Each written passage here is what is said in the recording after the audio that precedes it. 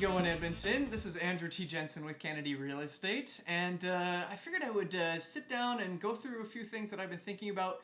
It's like minus 25 outside right now, so let's just warm up, maybe get a little bit of cocoa, and just sit down and relax, enjoy this video. What I'm going to be doing today is I'm going to be talking about the most important questions you should be asking your realtor before you hire them and while you're kind of working with them. Let's just jump right into this. The very first one that I think that we should talk about comes down to references. One of the things that I recommend that you do is to get the reference from obviously their past clientele, but also you want to make sure that that past clientele isn't like their uncle or their sister or something like that, some family relative that's gonna like put an extra few stars on the end of their review, right? So if you're going to get a good reference, find some of their past clients that aren't necessarily related to them. That way you're going to get the most genuine response. Second question that I think that you guys need to ask your realtor before you get too heavily involved with them is for a CMA. So if you don't know what a CMA is, all the realtors out there that might be watching this know exactly what I'm talking about. But basically, comparative market analysis. Super straightforward. Basically, what the realtor is going to do is going to give you a bit of a vibe of how your home compares to other homes on the market. Comparative market analysis. So what I would suggest that you do is just have them come up with one for your home and your area. They're going to do this normally, but this will at least give you a vibe as they're going through this CMA as to how competent they are, how much they actually know the area that you're listing in, that kind of thing. Third question that I think that you guys should ask is how many clients do they have? Now this might sound a little bit funny, but it makes sense. So basically, here's the thing. You might see, Realtor X from X brokerage, and they've got 10 or 15 or 20 different clients that they're working with at that moment. So one thing you should ask them is really, how many clients do they have? And this isn't to say that you should ignore people that only have 1, 2, or 0, but what you're doing is you're seeing what kind of service you're going to get. If I am going to sell my home and I want to go with this real estate agent who seems to be doing so well, but I ask him how many clients he has, and he has like 20. The chances of myself getting any kind of special treatment or even just being like getting the full service that you would expect, you get to a point where you're juggling and you've got too many balls in the air, and so you want to be aware of that sort of a situation when it comes to working with a new realtor. As you ask them, how many clients do you have? That'll give you a bit of a vibe as to like how well they can take care of you and how much time they have to actually put into your listing or looking for the home that you want to buy.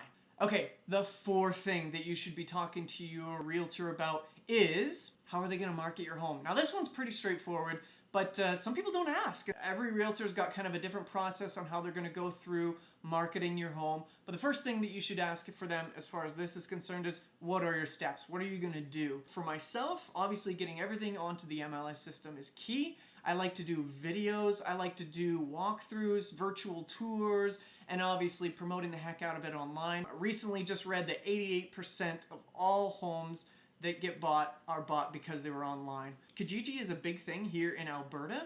Craigslist as well, but we don't really do Craigslist too much in Alberta. But your realtor should be putting your house out there in as many places as possible. So that should be something you should ask them, because they should be able to give you kind of a rundown of what they're going to be doing each time. The next question that you should be talking to your realtor about is, how are they going to communicate with you, and sort of what are the next steps? One thing that I always try to do is whenever I do something, so like I post their listing on Kijiji or I put up a video on Facebook or something like that, I'll always tell my clients the next step that I'm going to be doing and what I'm going to be working on. The best thing that you can do as far as working with your realtor is ask them like, what are they going to do to communicate with you and how that all breaks down. Everybody wants to be on the same page. We don't want anybody to feel like their realtor isn't doing anything or that their realtor is lazy. So the easiest thing that you do is you just simply ask them, what are you going to be doing next? How are you going to communicate that with me? Through emails, through text, through whatever works easiest for you. The next one is kind of a big deal. This one will kind of be able to separate your seasoned, veteran, good realtor versus somebody who's just really, really interested in just getting a quick sale. This one is when you guys are doing kind of the first walkthrough of your home that you want to list, and you start telling the realtor some of the things that you think might come up as an issue in the future. Maybe there was a small crack in the foundation, or maybe you notice some leaking somewhere. So what you need to do is you need to be watching to see if your realtor will call out those flaws and sort of really recognize them as flaws if they are big enough, because the last thing that you want is you don't want a realtor who says, oh yeah, I see that crack in the foundation over there, but you know what, yeah, it's not a big deal. It won't come up, no problems there. Let's list this bad boy. At that point, you need to start putting up a little bit of a red flag, because you obviously want a realtor who understands when there is an issue and will be able to handle that issue if it does have to come up later, especially during a negotiation. I hope you guys are still with me on this, but last thing I wanted to talk about is the listing price to sale price ratio for your realtor. So that's something that you might want to ask them. Every good realtor is going to be able to tell you, hey, this is my listing price to sale price ratios. So think about that as far as asking your realtor, and it's not awkward. We need to talk about these things anyways. I mean, this is the biggest investment. This is the biggest transaction of your life. I know you hear that a million times and realtors are always saying that, but it really is, right? And so you want to make sure that all of your ducks are in a row when it comes to finding somebody who's going to be representing you. Because if their list price to sale price ratio is way off and not in good favor for the client like you, then you might want to reconsider what you're going to do with that realtor, and maybe you might want to even think about somebody else. I think that's about it. So I hope you enjoyed the video here. If you have any other questions or if you had any comments about this, feel free to leave those below. I'd be happy to respond to any questions or thoughts that you might have, or even like other things that you think you should ask your realtor as well. This isn't like the be-all end-all list by any means.